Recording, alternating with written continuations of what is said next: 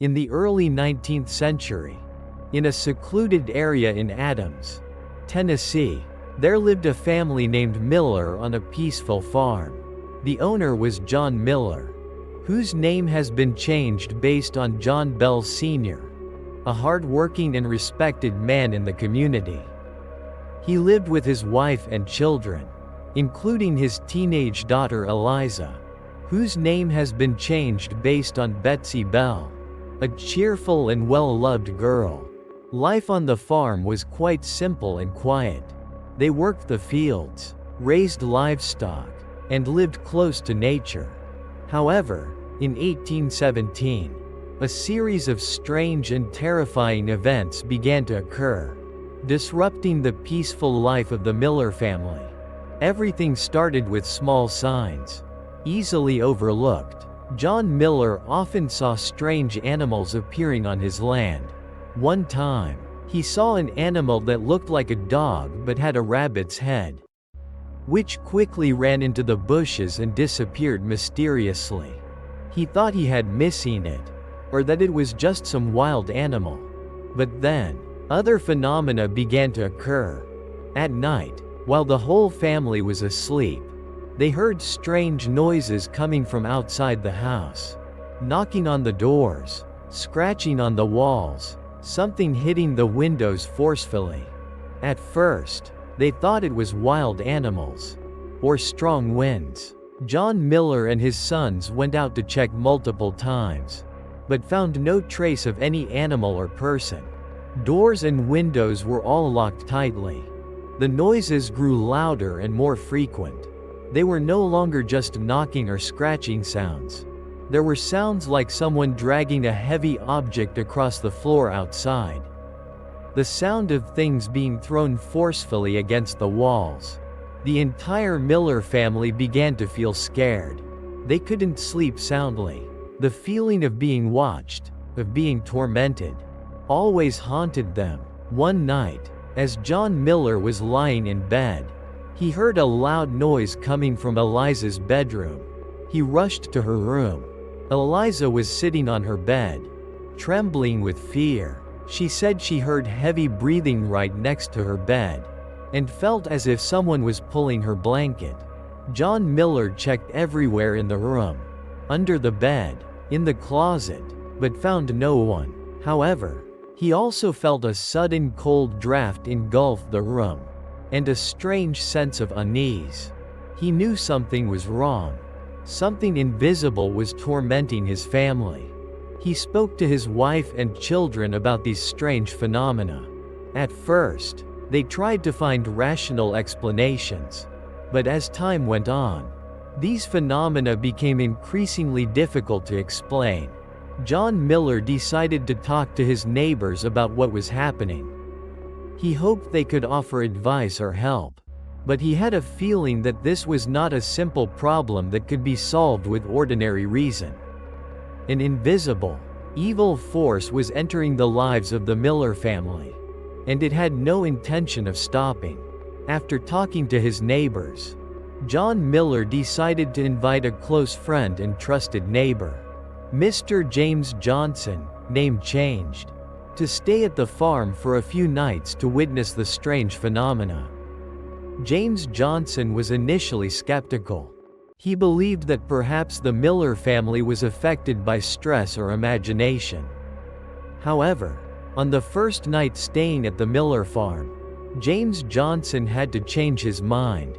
He also heard strange noises coming from all over the house, knocking, scratching, banging, the sound of something rolling on the floor upstairs. Just then, as James Johnson was sitting in the living room with John Miller and his wife, something horrifying happened. The chair James Johnson was sitting in suddenly shook violently. He felt as if someone was trying to tip the chair over. "What is this?" James Johnson shouted, his voice trembling. He tried to hold onto the chair, but the force was very strong. John Miller and his wife were also horrified. They had heard the noises, but this was the first time they had seen objects move so clearly. Then, A book on the table was suddenly thrown to the floor. Next, a picture on the wall shook violently, as if it was about to fall. The air in the room became unusually cold. The feeling of being watched grew stronger. James Johnson stood up, looking around the room. He saw no one, but he felt an invisible presence, full of anger and evil. There's something here," James Johnson said, his voice hoarse. "Something that is not human." The poltergeist phenomena became more frequent and violent. Objects were thrown. Doors and windows opened and slammed shut automatically. Beds shook. Blankets were pulled away. The Miller family members and James Johnson were constantly woken up at night by the noises and disturbances. They couldn't sleep soundly. Their bodies were tired. Their minds were stressed. And then, that invisible force began to physically attack the family members. Especially Eliza. Eliza was often slapped in the face. Her hair was pulled. She was pricked with unseen sharp objects. Red marks and bruises appeared on her body. She cried out in fear and pain. It hit me," Eliza screamed, her voice trembling. "I can't see anyone, but I feel it hitting me." John Miller and his wife watched helplessly as their daughter was tormented by an invisible force. They tried to protect her, to hold her, but it was no use. The invisible hand continued to attack. James Johnson witnessed all of this and completely believed the Miller family's story. He knew they were being haunted by a supernatural force, something evil and dangerous. The story of the strange phenomena on the Miller farm began to spread in the community. People were curious and scared. Some came to visit the farm to witness, but most were terrified and left after experiencing disturbing things. The Miller family was isolated in their own horror. They didn't know why this was happening to them, and how to stop it. That invisible force seemed to be growing stronger, and it had no intention of stopping. After a period of tormenting with noises and physical attacks, the invisible force on the Miller farm began a new, much more terrifying phase. It started speaking. At first, the voice was very faint, like a weak whisper in the wind. The Miller family and those who witnessed it couldn't understand what it was saying.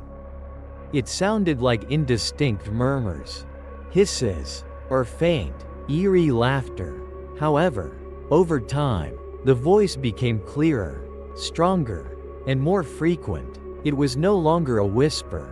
It was a real voice, echoing in the air, but not coming from any physical body. The voice had various tones. Sometimes it sounded like a woman, sometimes like a child, and sometimes like a man.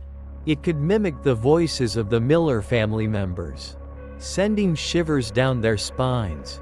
"Eliza, you won't escape," the voice echoed, mimicking John Miller's voice in a horrifying way. Eliza was utterly terrified. She knew that voice belonged to the force that had tormented her. The voice began to use language. It talked, mocked the Miller family, threatened them, and even spoke of private matters that only the family knew. It seemed to know everything about them, their past, their thoughts. "I know you're scared, John Miller," the voice echoed, full of morbid pleasure. "I will make your life hell." John Miller felt angry and helpless. He couldn't fight an invisible enemy, an enemy who knew everything about him. The voice could also sing. It sang hymns, religious songs, but with an eerie tone, as if mocking the Miller family's beliefs. "Amen, amen, death is coming," the voice droned, sounding as if from hell itself. The invisible force claimed to be a spirit, an entity that had lived for thousands of years. It said it was sent to torment the Miller family, especially John Miller. For some unclear reason, it sowed fear with its words, with its mockery and threats. It spoke of the Miller family's sins, of their secrets, making them feel guilty and ashamed. The Miller family lived in constant terror. They couldn't escape the voice. It was everywhere, in the house, in the yard, in their minds. They prayed. They sought help from people of faith. But no one could do anything about the invisible force. It was too strong, too cunning. The voice from nothingness was a curse that was slowly pushing the Miller family to the brink of madness and despair. And they knew that as long as the voice existed, they would never find peace.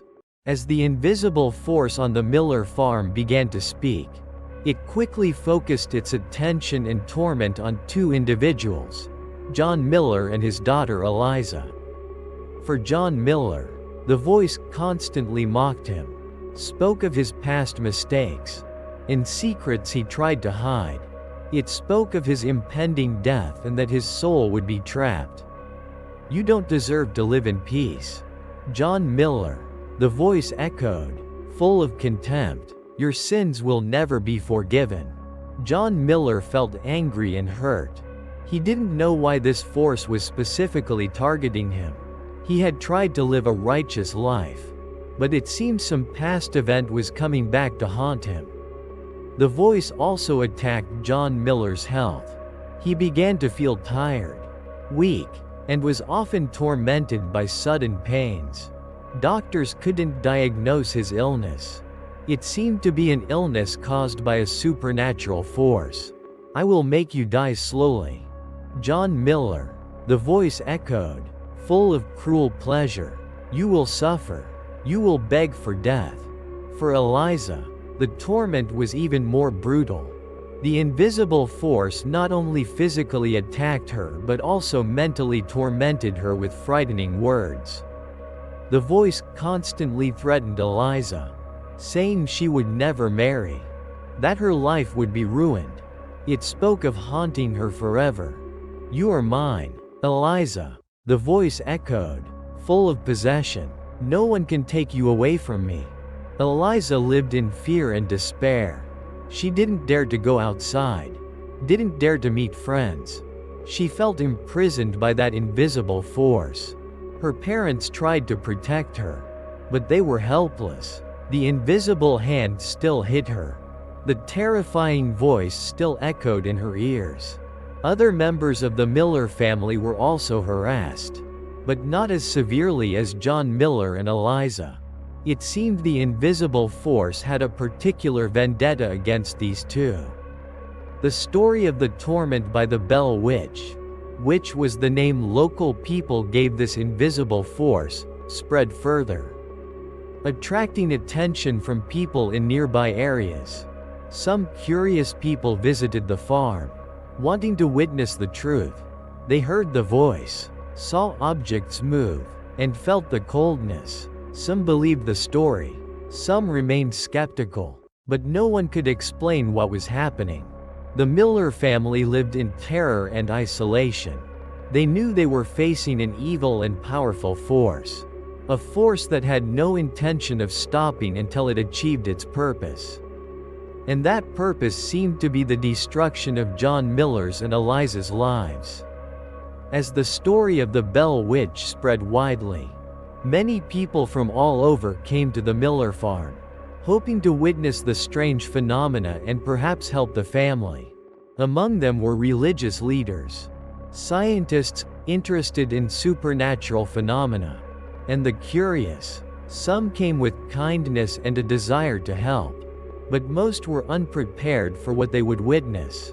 A group of preachers came to the farm, determined to use prayer and religious rituals to drive away the evil force.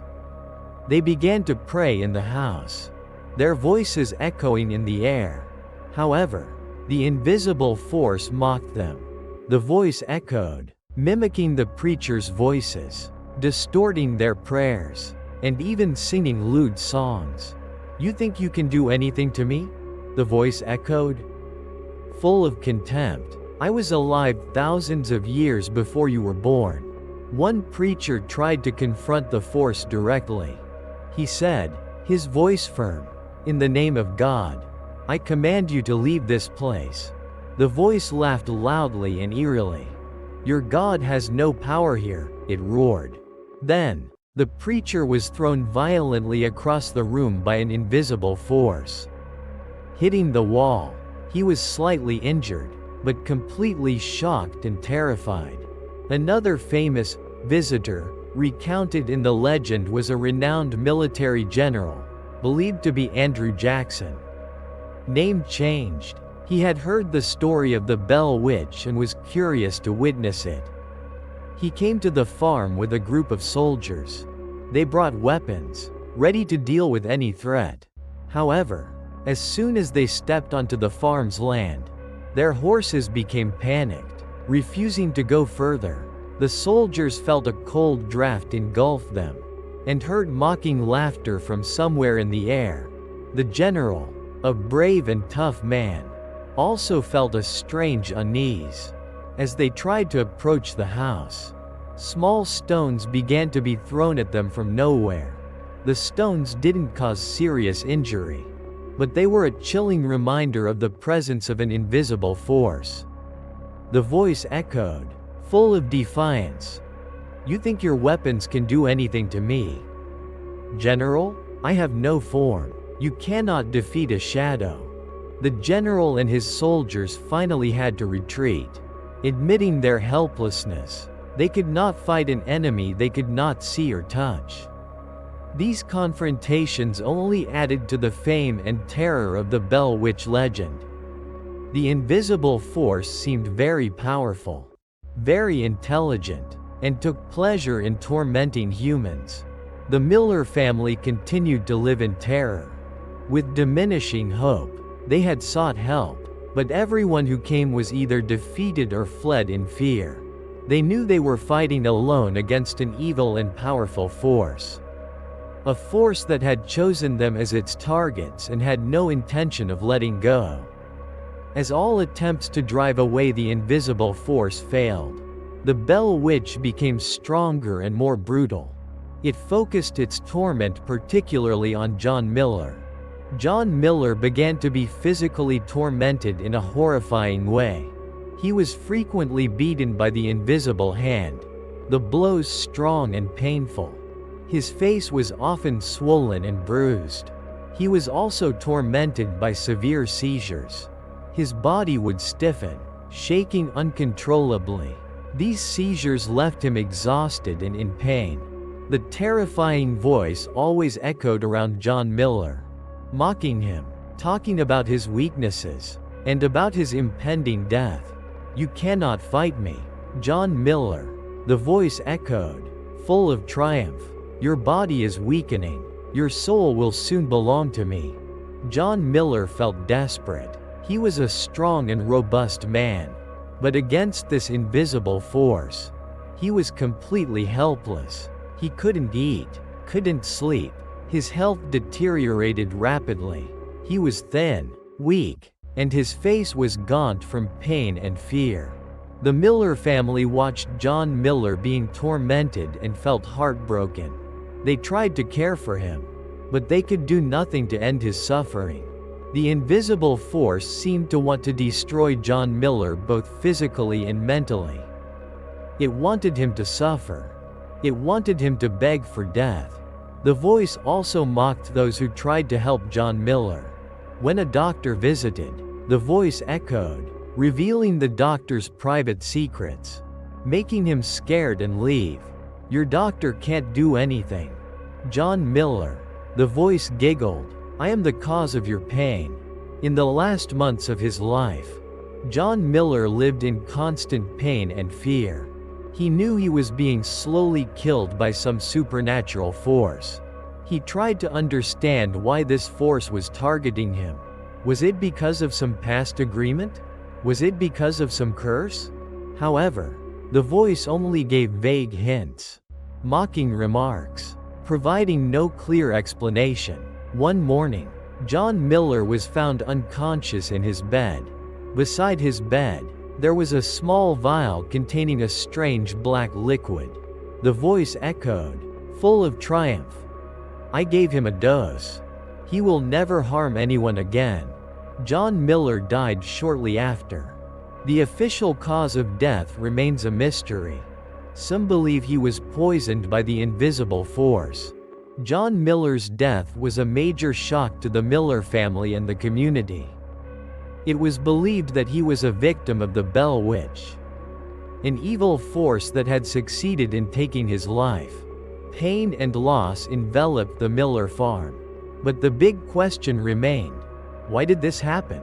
And would the evil force stop after John Miller's death?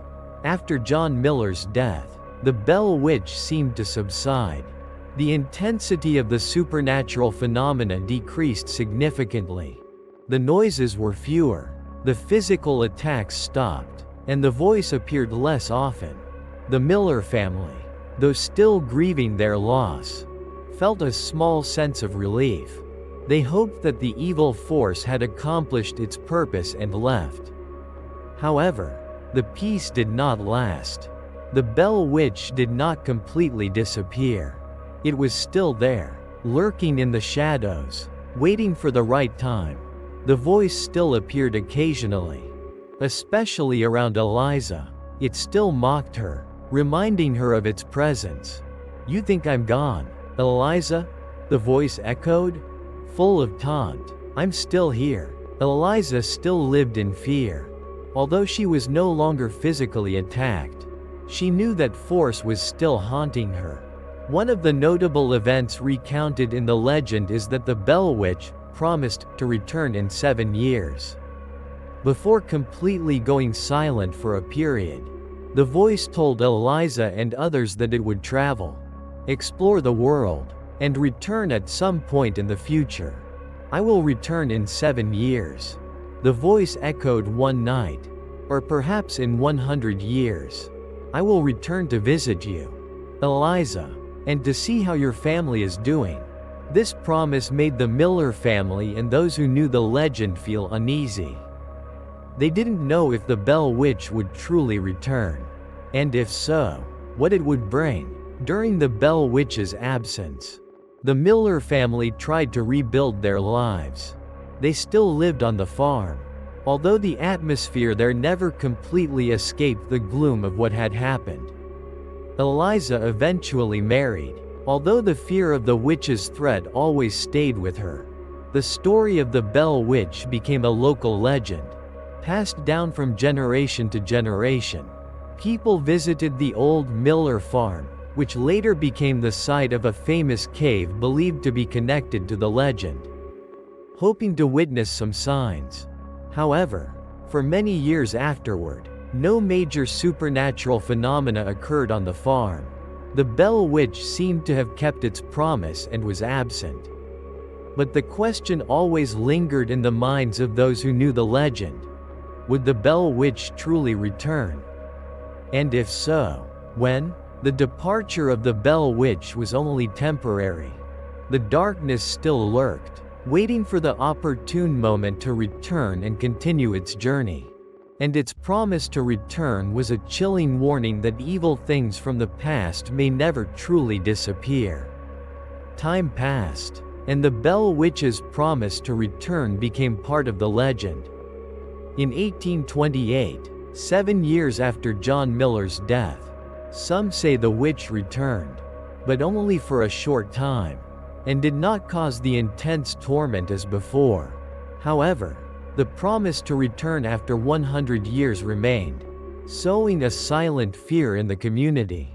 In 1935, 100 years after John Miller's death, some local residents felt uneasy, fearing the witch would return. But no major supernatural phenomena occurred that year. The Bell Witch legend became a famous ghost story not only in Tennessee but also throughout the United States. It was recounted in books, movies, television shows, and other media. People are still drawn to the mystery and horror of the story. The cave on the old Miller farmland, known as Witch's Cave, became a tourist attraction. Many people go there to explore, hoping to witness some signs of the witch.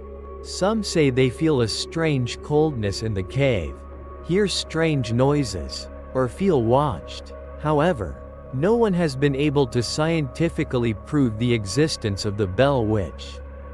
It remains a legend, a ghost story passed down from generation to generation. The legacy of the Bell Witch is not just the stories of strange noises or physical attacks.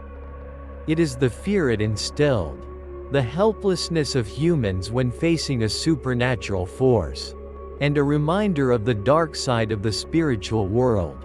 The story of the Miller family is a horrifying lesson about how an evil force can torment and destroy human lives, and the difficulty of fighting it when it has no physical form. The Bell Witch curse. Is it truly a curse or just a fabricated legend? Whatever the truth, this story has left an indelible mark on American folklore history. And perhaps, somewhere in Adams, Tennessee, the Bell Witch still lurks, hidden in the shadows, waiting for the opportune moment to return and continue its journey. Or perhaps, it is simply a reminder that evil and mysterious things can exist even in the most peaceful places. The Bell Witch legend is forever a mystery, a warning that we never truly know what lurks in the darkness. If you enjoyed these true horror stories, or stories based on true legends, like this, don't forget to hit the subscribe button on the channel to follow our latest videos. We will bring you more terrifying and haunting stories. Thank you for listening.